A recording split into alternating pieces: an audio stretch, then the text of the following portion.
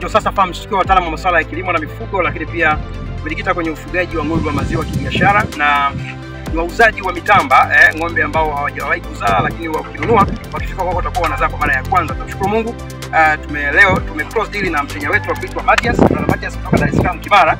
Alikuamini kutoka mitandaoni na akaweka oda yake, leo amekuja kuchukua ng'ombe wake ambaye aliweka oda. Lakini pia ninamshukuru sana kwa Matias kwa kuamini Josasa Farms.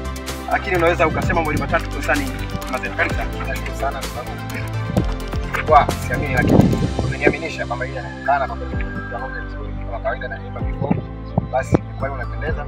Sisi ndio hapa kama mnavyoona, basi ndio tunachukua kutoka nao Josasa Farms, kila kitu